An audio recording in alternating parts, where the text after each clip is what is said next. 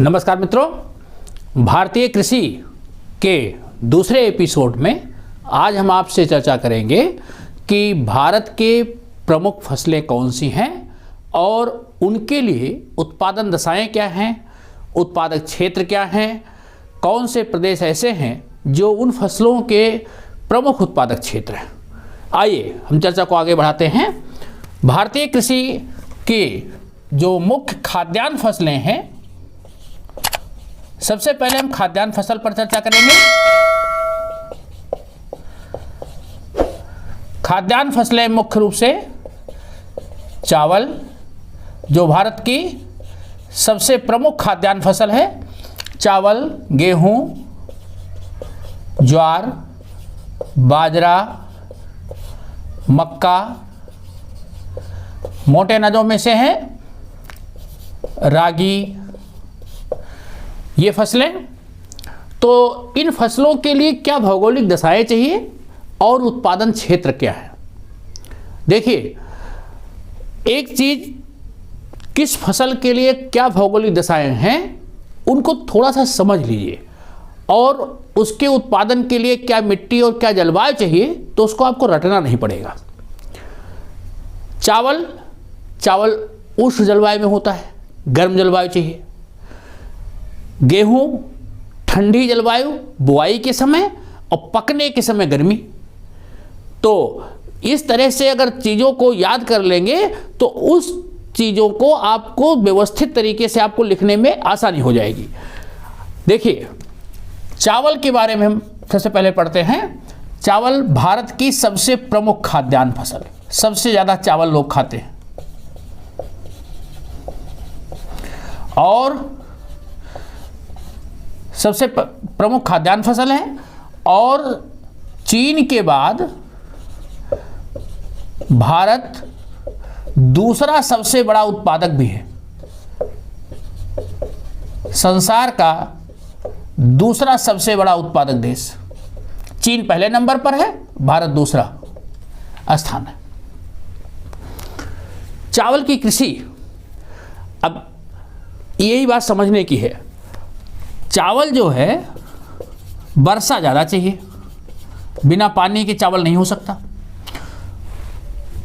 अब ऐसे क्षेत्रों में भी चावल की खेती हो सकती है जहाँ सिंचाई के साधन हो, या तो वर्षा हो या सिंचाई के साधन हो, नहरी क्षेत्र हो, नलकूप हो। तो चावल के लिए जो जलवायु चाहिए, वर्षा अधिक चाहिए, तापमान 25 डिग्री सेंटीग्रेड, 25 सेल्सियस ये तापमान चाहिए।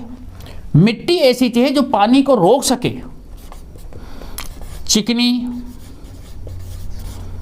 मटियार मिट्टी। चावल की खेती में बुआई से लेकर के फसल की कटाई तक श्रम ज़्यादा चाहिए।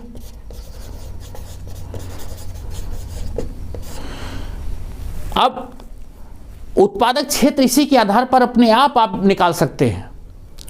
भारत के वो क्षेत्र जहां वर्षा ज़्यादा होगी वहां चावल होगा। देखिए, असम ये क्षेत्र, पश्चिम बंगाल,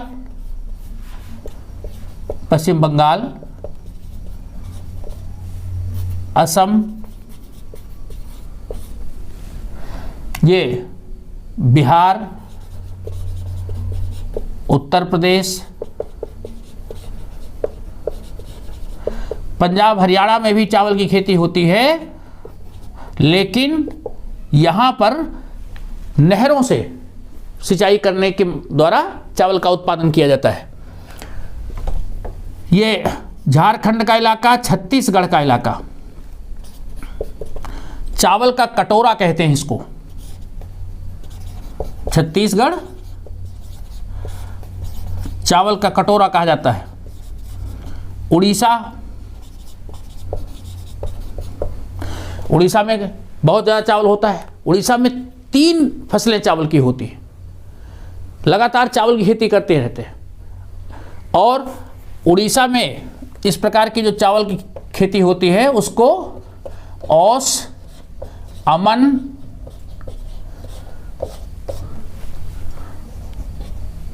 इन नामों से जानते हैं। अब ये तो अधिक वर्षा वाले क्षेत्र हो गए। आंध्र प्रदेश, तमिलनाडु,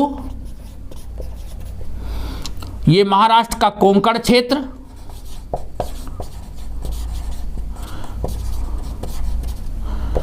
केरल, ये चावल के उत्पादक क्षेत्र हैं। ऐसे क्षेत्र, तटीय क्षेत्र और उत्तर प्रदेश, बिहार, असम, बंगाल, उड़ीसा, छत्तीसगढ़, इन राज्यों में चावल की खेती बहुतायत से होती है। तो ये उत्पादक क्षेत्र है। दिमाग में एक बात को रखिएगा कि वर्षा अधिक चाहिए, तापमान भी उच्च चाहिए। तो इन क्षेत्रों में दिखाइएगा जहां बरसात पर्याप्त हो, वो चावल उत्पादक क्षेत्र है। गेहूं, गेहूं के लिए क्या दशा चाहिए? गेहूं शीतोष्ण जलवायु, गर्म और ठंडी दोनों। बुआई के समय, जिस समय गेहूं की बुआई होती है, उस समय तापमान 10 से 15 डिग्री सेल्सियस चाहिए, और जिस समय फसल पकती है, पकने के समय तापमान 25 डिग्री सेल्सियस उच्च तापमान चाहिए, 25 से 27 डिग्री उच्च तापमान। मिट्टी कैसी चाहिए? दोमट मिट्टी, दोमट मिट्टी, काली मिट्टी, इसमें भी गेहूं की खेती होती है। अब ऐसे क्षेत्र जहां दोमट मिट्टी है, काली मिट्टी है, इस प्रकार तापमान की दशाएं हैं, वहां गेहूं का उत्पादन होगा। वर्षा इसे बहुत नहीं चाहिए। वर्षा 50 से 75 सेंटीमीटर। चावल के लिए वर्षा अधिक चाहिए, 100 से 200 सेंटीमीटर तक, जबकि गेहूं के लिए 50 से 75 सेंटीमीटर वर्षा पर्याप्त है। सर्दियों में शीतोष्ण विक्षोभों द्वारा जो वर्षा हो जाती है, उससे उत्पादन में गेहूं के और वृद्धि हो जाती है। फसल के लिए वो बहुत लाभदायक है। अब गेहूं कहाँ होता है? उत्तर प्रदेश, पंजाब, हरियाणा। गेहूं भारत की दूसरी प्रमुख खाद्यान्न फसल है। सबसे अधिक चावल खाया जाता है, उसके बाद गेहूं। उत्पादक क्षेत्र, ये गंगा सतलज का जो मैदान है, उत्तरी भारत का मैदान, पंजाब से लेकर के उत्तर प्रदेश तक का इलाका, राजस्थान का ये पूर्वी क्षेत्र,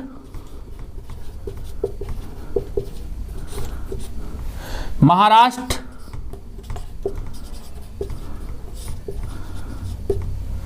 ये गेहूं के प्रमुख उत्पादक क्षेत्र हैं। महाराष्ट्र, राजस्थान, पंजाब, हरियाणा, उत्तर प्रदेश, ये गेहूं के सबसे अधिक उत्पादक क्षेत्र हैं, क्योंकि आवश्यक दशा इन क्षेत्रों में मिल जाती है। नेक्स्ट, ज्वार। ज्वार ये ऐसी तीसरी फसल है जो भारत का मुख्य खाद्यान्न है। ज्वार, बाजरा, मक्का, ये मोटे अनाज में से हैं।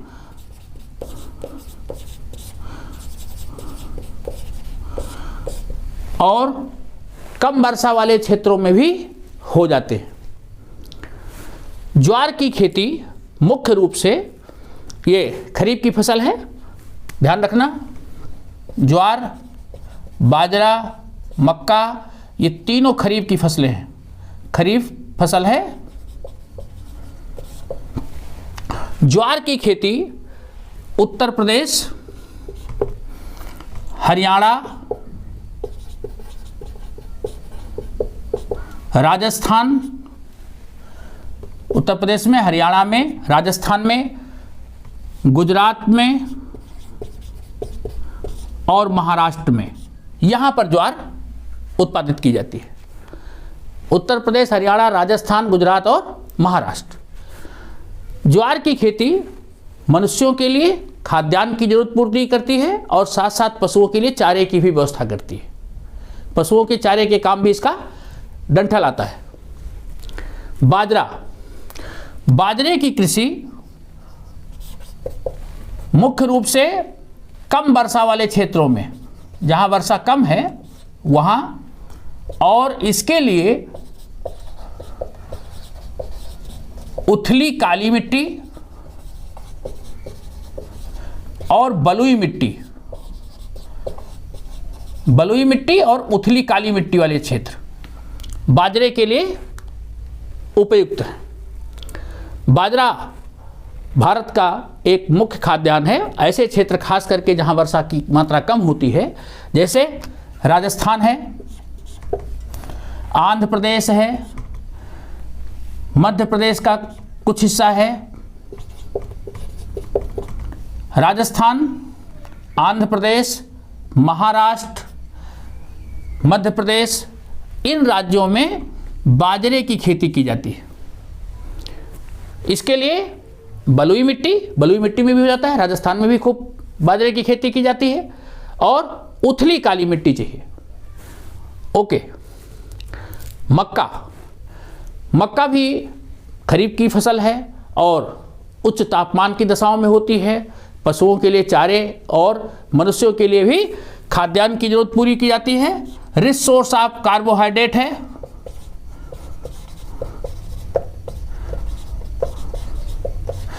मक्का की कृषि उत्तर प्रदेश में मक्का की खेती मुख्य रूप से की जाती है। महाराष्ट्र में मक्का की खेती होती है, हरियाणा में मक्का की खेती होती है। ये प्रदेश मक्का की खेती करते हैं। आंध्र प्रदेश में भी मक्का की कृषि की जाती है। पहले मक्का केवल खरीफ में ही बोया जाता था, आजकल इसको रबी में भी पैदा किया जाता है। तो रबी और खरीफ दोनों के समय में इसकी खेती की जाने लगी है। संकर प्रजाति की फसलें आ गई हैं और वो वर्ष भर व्यावसायिक उत्पादन इसका होने लगा है। उत्तर प्रदेश, मध्य प्रदेश, हरियाणा, महाराष्ट्र, आंध्र प्रदेश, इन प्रदेशों में मक्का की खेती की जाती है। रागी मोटे अनाज में से है और इसमें आयरन मुख्य रूप से पाया जाता है, इसलिए बहुत ही पौष्टिक अनाज के रूप में ये उत्पादित किया जाता है। इसके लिए मिट्टी कैसी चाहिए? लाल मिट्टी, काली मिट्टी में भी होता है, लाल मिट्टी में होता है, उथली काली मिट्टी, याद रखिएगा। रागी की खेती मुख्य रूप से जो पहाड़ी क्षेत्र हैं, जैसे हिमाचल प्रदेश, उत्तराखंड, सिक्किम, इन क्षेत्रों में रागी की खेती होती है। दक्षिण में आंध्र प्रदेश, कर्नाटक, आंध्र प्रदेश, हिमाचल प्रदेश, उत्तराखंड, यहाँ पर रागी की खेती की जाती है। रिच सोर्स ऑफ आयरन है, तो इसलिए इसको पौष्टिक तत्व के आधार पर लोग इसका सेवन करते हैं। ये तो हो गई कुछ खाद्यान्न फसलें। और दूसरी जो फसलें जिनको कि हम वाणिज्यिक व्यवसाय के लिए करते हैं, वो कौन कौन सी हैं उसको हम देखते हैं। अब हम आपसे चर्चा करेंगे कि कौन सी ऐसी फसलें हैं जिनका कि व्यावसायिक दृष्टिकोण से उत्पादन किया जाता है। वो कौन सी फसलें हैं देखते हैं। दलहन,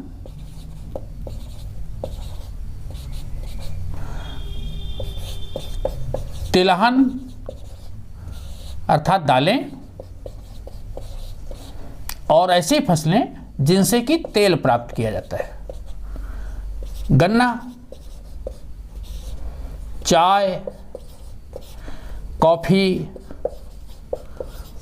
जूट, कपास, ऐसी फसलें। दलहन जो दालें हैं, भारत संसार भर में दालों के उत्पादन में नंबर 1 है। सबसे ज़्यादा दालें भारत में होती हैं और सबसे ज़्यादा दालें भारत में खाई भी जाती हैं। दोनों चीज़ें, उपभोक्ता भी है और उत्पादक भी है। कौन कौन सी दालें हैं? तुअर की दाल आप प्रयोग करते हैं, जिसको कि अरहर कहते हैं। उड़द, मूंग, मसूर, चना, मटर, ये दालें हैं जिनको कि आप प्राय प्रयोग में लेते हैं। इसमें से कुछ दालें खरीफ में बोई जाती हैं और कुछ दालें रबी में बोई जाती हैं। जैसे कि तुअर, ये 1 वर्ष में होती है, इसका समय 1 वर्ष है और ये खरीफ की फसल है। उत्तर भारत में विशेष रूप से की जाती है इस खेती। उड़द है, मूंग है। उड़द भी खरीफ में की जाती है, मूंग भी खरीफ में भी की जाती है, साथ साथ ही जायद में भी की जाती है।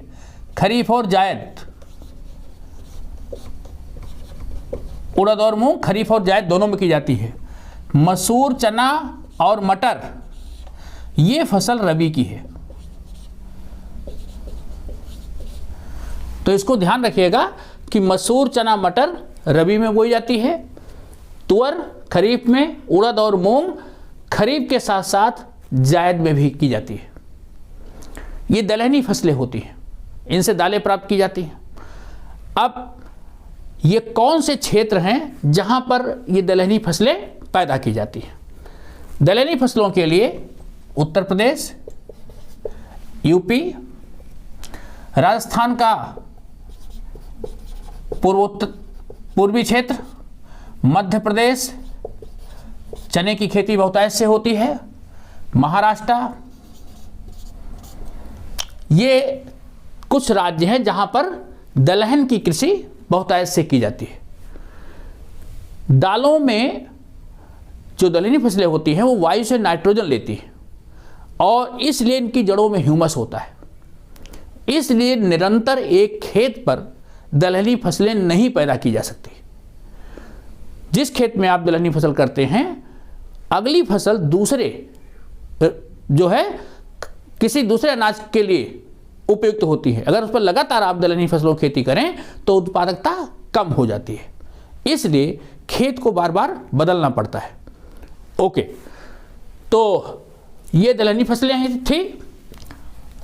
तिलहन फसलें जिनसे कि तेल प्राप्त होता है वो कौन सी हैं? तेल आप सभी खाद्यान्न के रूप में प्रयोग करते हैं।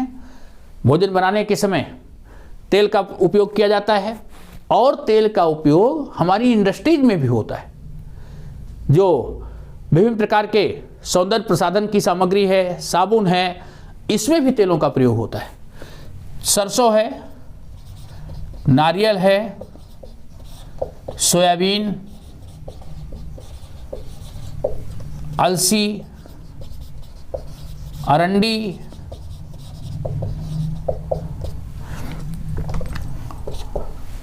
ये ऐसी फसलें हैं जिनसे कि तेल प्राप्त होता है।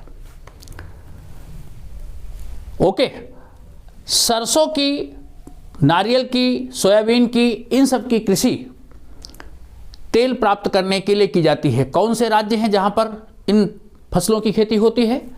तिलहन उत्पादन उत्तर प्रदेश, राजस्थान, ये जो कोस्टल एरियाज हैं, महाराष्ट्र, केरल, तमिलनाडु, आंध्र प्रदेश,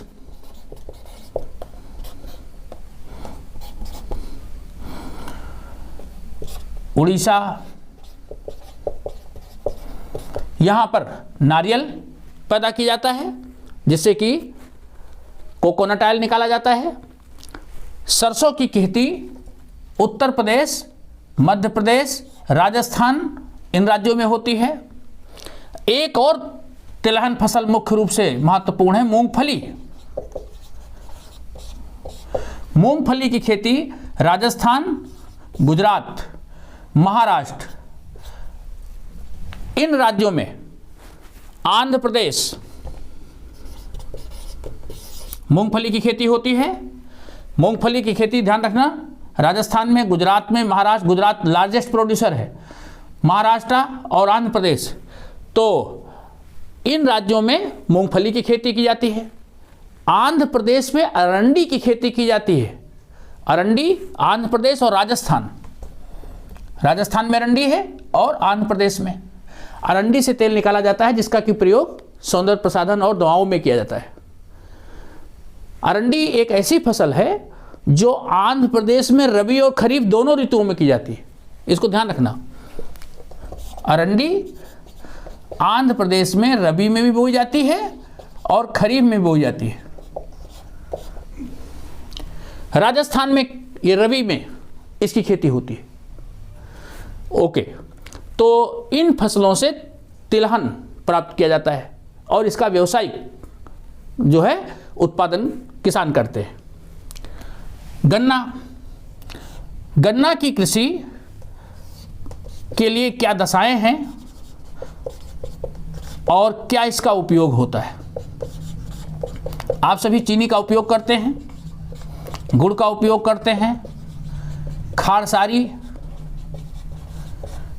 तो गन्ने से चीनी, गुड़, खारसारी ये बनाया जाता है। साथ साथ गन्ने से सीरा प्राप्त होता है। सीरे का उपयोग शराब उद्योग में होता है, केमिकल इंडस्ट्रीज में होता है। गन्ना एक उष्ण जलवायु का पौधा है। उष्ण और उपोष्ण, जहां गर्म जलवायु हो या गर्मी के साथ साथ थोड़ी बहुत सर्दी भी हो, वहाँ उष्ण और उपोष्ण जलवायु का पौधा है। गन्ना की कृषि जो है इसमें श्रम की बहुत आवश्यकता होती है, क्योंकि फसल एक वर्ष में तैयार होती है। बोना, सिंचाई करना, गन्ने को काट करके उससे गुड़ निकालना या मिलों तक पहुंचाना, ये सब काफ़ी परिश्रम वाला कार्य है, तो इसके लिए परिश्रम ज़्यादा चाहिए। गन्ने के लिए जो तापमान है उष्ण और उपोष्ण 25 डिग्री सेल्सियस तक,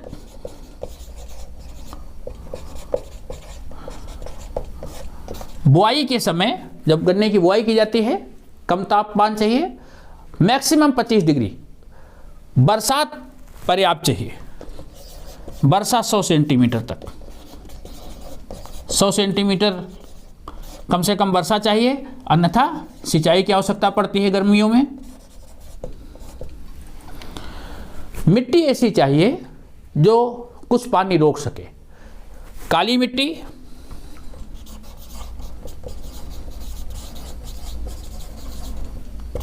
दोमट मिट्टी, दोमट मटियार मिट्टी जो नदियों के द्वारा लाई हुई चिकनी मिट्टी है, उसमें गन्ने की खेती होती है। अब गन्ने के प्रमुख उत्पादक राज्य कौन से हैं? उत्तर प्रदेश, ध्यान रखना, महाराष्ट्र, आंध्र प्रदेश। उत्तर प्रदेश, महाराष्ट्र, आंध्र प्रदेश, तमिलनाडु, ये राज्य हैं जहां पर गन्ने की खेती पर्याप्त मात्रा में होती है। महाराष्ट्र में बड़े पैमाने पर गन्ने के किसान खेती करते हैं। उत्तर प्रदेश में सर्वाधिक चीनी मिलें हैं, खूब ज़्यादा गन्ने का उत्पादन होता है। खास करके उत्तर प्रदेश का जो उत्तरी क्षेत्र है, जो नदी घाटी क्षेत्र है, विभिन्न नदियां हैं, बाढ़ के द्वारा बार बार मिट्टी लाती हैं, उन तराई क्षेत्र में गन्ने का उत्पादन विशेष रूप से होता है। लखीमपुर खीरी आदि जो जिले हैं, तो ये वो क्षेत्र हैं जहां पर गन्ने का उत्पादन पर्याप्त मात्रा में किया जाता है। गन्ने का उपयोग इन शुगर इंडस्ट्री साथ साथ शराब इंडस्ट्री में किया जाता है। अब आइए हम बात करते हैं चाय। चाय एक पेय पदार्थ है और भारत चाय का प्रमुख उत्पादक देश है। चाय के लिए क्या आवश्यक जलवायु, क्या दशाएं चाहिए, भौगोलिक दशाएं क्या चाहिए जिससे कि चाय का उत्पादन बढ़िया हो सके। चाय ऐसी जलवायु दशाएं चाहिए, ये कोष्ण नम जलवायु चाहिए। इसके लिए कोष्ण नम जलवायु अर्थात ज़्यादा गर्मी ना हो, ठंडी हो, हल्की हल्की फुहारों वाली वर्षा बार बार होती रहे। तो वर्षा फुहार के रूप में होती रहे, जलवायु नम हो और जो जल निकास हो ऐसा हो कि चाय के जो पौधे हैं उनकी जड़ों में पानी ना रुके। चाय एक झाड़ी नुमा पौधा है, तो इसको रोपण विधि से खेती करते हैं। चाय के बाग लगाते हैं, टी गार्डन आपने फोटो में देखा होगा, तो लाइन से पौधे लगाए जाते हैं और मुख्य रूप से इसके लिए ढलान वाले क्षेत्र, पहाड़ के ढलान वाले क्षेत्रों का चयन किया जाता है, जिसमें वर्षा हो तो पानी जड़ों में ना रुके, वो नीचे चला जाए, क्योंकि अगर पानी जड़ों में रुक गया तो पौधा सूख जाएगा। इसको बरसात तो चाहिए लेकिन जड़ों में पानी ना रुके, ये आवश्यक दशा है। खास करके इसके लिए एक दशा और जरूरी है कि पाला ना पड़े, चाय की पत्तियां झुलस जाती हैं, पाला ना पड़े, हल्की फुहार हो और चाय की जो नरम पत्तियां निकलती हैं उनको चुन करके इंडस्ट्री तक ले जाना पड़ता है। इसलिए जहां टी गार्डन होते हैं उसके पास ही जो चाय के संवर्धन के लिए इसकी प्रोसेसिंग जो यूनिट होती हैं वो भी वहीं पर होती हैं। पत्तियों को हाथ से चुनना पड़ता है, इसलिए इसमें श्रम ज़्यादा चाहिए, परिश्रम ज़्यादा चाहिए, सस्ता श्रम उपलब्ध होना चाहिए जो चाय की पत्तियों को तोड़ सकें और इंडस्ट्री तक पहुंचा सकें। तो आवश्यक भौगोलिक दशाएं, श्रम आपने देख लिया, बरसात बार बार होनी चाहिए, कोष्ण और नम जलवायु चाहिए, तापमान बहुत उच्च नहीं चाहिए। उत्पादक क्षेत्र कौन से हैं? चाय के उत्पादन में असम, बंगाल, ये सिक्किम, हिमाचल प्रदेश, तमिलनाडु, केरला, तमिलनाडु, केरल, हिमाचल प्रदेश, सिक्किम, असम, बंगाल, त्रिपुरा, ये चाय के उत्पादक क्षेत्र हैं जहां चाय की खेती की जाती है। आइए हम बात करते हैं कॉफ़ी। कॉफ़ी भी एक पेय पदार्थ है और अरेबिका किस्म की कॉफ़ी का उत्पादन भारत में होता है। कॉफ़ी के लिए उच्च तापमान चाहिए, गर्म जलवायु में होती है और पहाड़ी क्षेत्र, तापमान भी ऊंचा हो लेकिन झुलसने वाली गर्मी ना हो, इस तरह के पहाड़ी क्षेत्र में ही होती है। तो कर्नाटका, तमिलनाडु, ये जो क्षेत्र है कर्नाटक और तमिलनाडु का, नीलगिरी पहाड़ियाँ हैं, यहाँ पर कॉफ़ी के स्टेट्स होती हैं, काफ़ी रोपण विधि से की जाने वाली फसल है। तो कर्नाटक और तमिलनाडु में कॉफ़ी का उत्पादन किया जाता है, केरल में कॉफ़ी का उत्पादन किया जाता है। तो दक्षिण भारत के राज्य तमिलनाडु, कर्नाटक, केरल, ये कॉफ़ी के उत्पादक राज्य हैं। जूट सुनहरे रेशे वाली फसल के नाम से जानी जाती है और जूट ऐसे क्षेत्र में होती है जहां तापमान ज़्यादा हो, बरसात ज़्यादा हो। ये खरीफ की फसल है। जूट का उपयोग, चूंकि रेशे वाली फसल है, इसलिए बोरों के बनाने में, जूट के बोरे बनते थे, बोरों के बनाने में उपयोग होता था, और इसकी रस्सियां, तरह तरह के दस्तकारी के सामान, हैंडीक्राफ्ट, इन सब में इसका उपयोग होता था। लेकिन जैसे जैसे प्लास्टिक बैग्स का चलन हुआ, जूट की लागत ज़्यादा पड़ती है, इसलिए जूट का उपयोग धीरे धीरे कम होने लगा। जूट भारत में ऐसे क्षेत्रों, मैंने बताया वर्षा ज़्यादा चाहिए, तो बिहार, बंगाल, यहाँ पर जूट, पूर्वी उत्तर प्रदेश, ऐसे क्षेत्र जहाँ वर्षा ज़्यादा थी, पूर्वी उत्तर प्रदेश, बिहार और बंगाल, यहाँ पर जूट जब बहुतायत से उत्पन्न होता था। पहले जब भारत में पाकिस्तान और बांग्लादेश का हिस्सा था, तो बांग्लादेश वाला जो हिस्सा है, यहाँ पर जूट का उत्पादन बड़े मात्रा में होता था। तो विभाजन के बाद भारत के बड़े जूट उत्पादक क्षेत्र बांग्लादेश में चले गए। अभी भी बंगाल, बिहार, उत्तर प्रदेश, यहाँ पर जूट की खेती की जाती है। धीरे धीरे ये इंडस्ट्री, अब इसका पहले जितना महत्व नहीं रह गया है। तो ये तो कुछ फसलें थी। अगली व्यावसायिक फसल है कपास, जो सूती वस्त्र उद्योग के लिए कच्चा माल उपलब्ध कराती है। सूती वस्त्र उद्योग के लिए जो धागे बनते हैं, वो धागे कपास से जो रुई प्राप्त होती है उससे बनते हैं। कपास की खेती खरीफ में की जाती है और 6 से 8 माह में फसल तैयार होती है। इसके लिए काली मिट्टी चाहिए, मिट्टी काली, लावा वाली मिट्टी, काली मिट्टी सबसे उपयुक्त होती है। पाला रहित ऋतु होनी चाहिए, पाला ना पड़े, मतलब सर्दी ऐसी ना हो कि पत्तियां इसकी झुलस जाए। जिस समय कपास में कोपलें आती हैं, कपास में जो फूल आता है और उसका कपास का विकास होता है, तो उस समय जब उसके रुई का वो जो बोड़ी होती है, जो फल होता है, वो फटता है, उस समय चमकती हुई धूप चाहिए। तो कपास की खेती के लिए चमकती हुई धूप, जिससे कि कपास के रेशों में चमक आए। अगर धूप पर्याप्त नहीं है, पाला पड़ गया, तो जो कपास की फसल है वो झुलस जाती है। तो पकने के समय चमकती हुई धूप चाहिए। जलवायु ऐसी चाहिए जो ना बहुत गर्म ना बहुत ठंडी। वर्षा 50 से 75 सेंटीमीटर। मिट्टी लावा वाली काली मिट्टी चाहिए।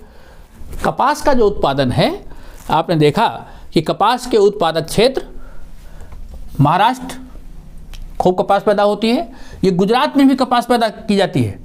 गुजरात है, महाराष्ट्र है, आंध्रा है, तमिलनाडु है, कर्नाटका है, पंजाब, हरियाणा, इन राज्यों में कपास का उत्पादन किया जाता है। अब आइए हम कुछ ऐसी फसलों की चर्चा करते हैं जो भी व्यावसायिक दृष्टि से की जाती है। जैसे रबर है, फलों की खेती है, सब्जियों की खेती है। तो फल और सब्जियां कौन कौन सी, किन किन राज्यों में पैदा की जाती हैं, रबर की कृषि किस राज्य में होती है, उसको हम देखते हैं। तो हम रेशेदार फसलों की बात कर रहे थे, कपास और जूट की। एक रेशेदार फसल और है रेशम। भारत में रेशम की कृषि भी की जाती है और रेशम की कृषि को कहते हैं सेरीकल्चर।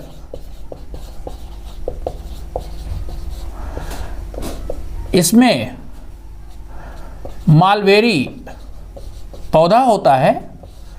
इस मलबेरी पौधे के पत्तियों के ऊपर एक कीड़ा पाला जाता है। वो कीड़ा पत्तियों को खाकर के कोकुन बनाता है और उस कोकुन से रेशे प्राप्त किए जाते हैं, जिससे कि रेशमी वस्त्रों का निर्माण होता है। तो आंध्र प्रदेश, कर्नाटक, तमिलनाडु, दक्षिण भारत में रेशम का उत्पादन किया जाता है और रेशम वस्त्र उद्योग भी वहाँ पर इसीलिए विकसित हैं। तो सेरीकल्चर ये एक रेशेदार फसल है जिसका कि वाणिज्यिक दृष्टिकोण से उत्पादन किया जाता है। आइए अब हम बात करते हैं कि औद्योगिक दृष्टि से उत्पादन होने वाली व्यावसायिक फसल रबड़, जिसका कि उद्योगों में उपयोग होता है। उद्योगों के लिए कच्चा माल के रूप में रबड़ का उत्पादन भारत में, संसार में भारत इसका चौथा उत्पादक देश है, चौथा स्थान है भारत का उत्पादन में, संसार में चौथा स्थान है। और इसके जो उत्पादक राज्य हैं कौन कौन से हैं? केरल, कर्नाटक, मेघालय, अंडमान निकोबार।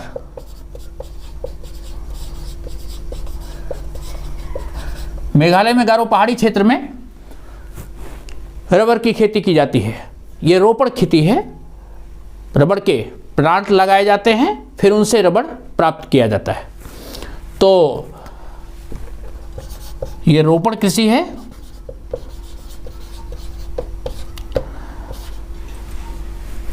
रबड़ जो है भूमध्य रेखीय जलवायु का पौधा है। इसके लिए जलवायु कैसी चाहिए? भूमध्य रेखीय जलवायु का मतलब है उष्ण और उपोष्ण, खूब गर्म या थोड़ी कम गर्म भी, लेकिन तापमान उच्च चाहिए। तो उष्ण और उपोष्ण जलवायु चाहिए। वर्षा 200 सेंटीमीटर, ज़्यादा वर्षा चाहिए। तो बरसात पर्याप्त चाहिए, गर्म जलवायु चाहिए। ऐसे क्षेत्रों में रबर की खेती होती है। भारत में ये केरल का क्षेत्र, ये कर्नाटक वाला क्षेत्र, मेघालय का क्षेत्र, यहाँ पर तो केरल, कर्नाटक, मेघालय में रबर की खेती की जाती है। अंडमान निकोबार, अंडमान एंड निकोबार आइलैंड, यहाँ पर रबर की खेती होती है। कुछ फसलें ऐसी हैं जिनको कि हम बाग के रूप में खेती करते हैं। ऐसी फसलें बागवानी खेती कहलाती हैं, जैसे कि कुछ फलों की और सब्जियों की। फल और सब्जी,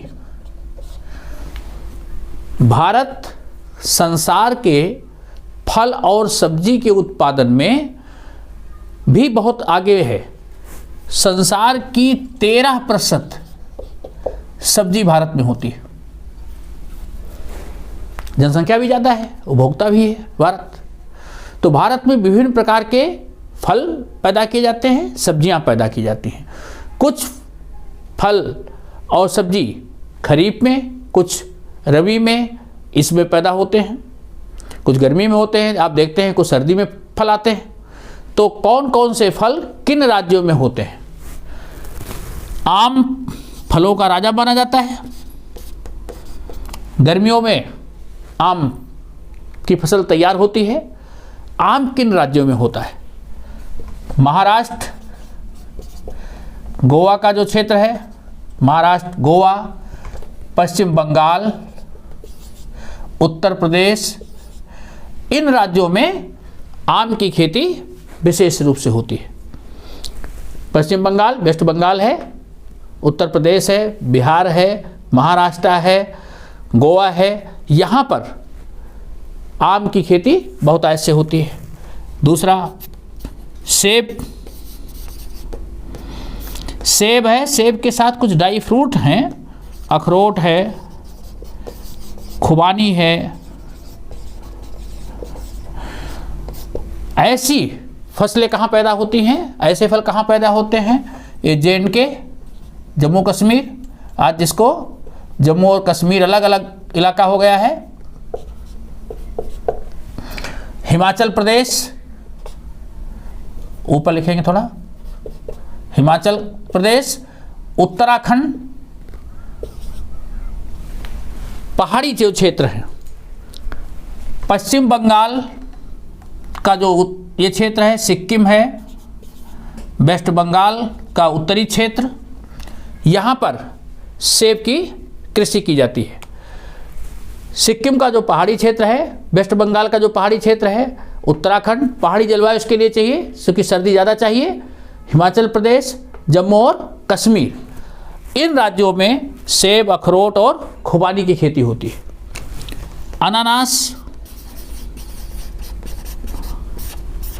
अनानास मेघालय, असम के पास आप देखोगे नॉर्थ ईस्ट में, यहाँ पर मेघालय, तो मेघालय अनानास का उत्पादक है। लीची बिहार, झारखंड,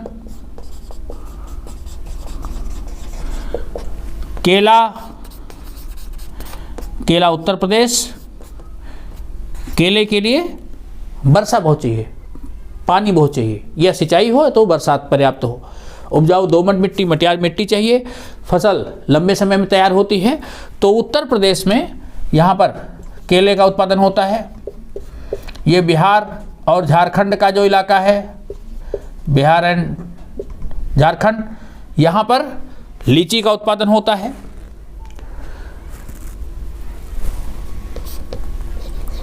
कोकोनट, जो कोस्टल एरियाज हैं, महाराष्ट्र से लेकर के उड़ीसा तक का जो कोस्टल एरिया है, यहाँ पर कोकोनट पैदा किया जाता है। तो ये है, एक फल है संतरा। संतरे की खेती महाराष्ट्र का जो नागपुर का जो क्षेत्र है, ये संतरे के उत्पादन के लिए विशेष प्रसिद्ध है।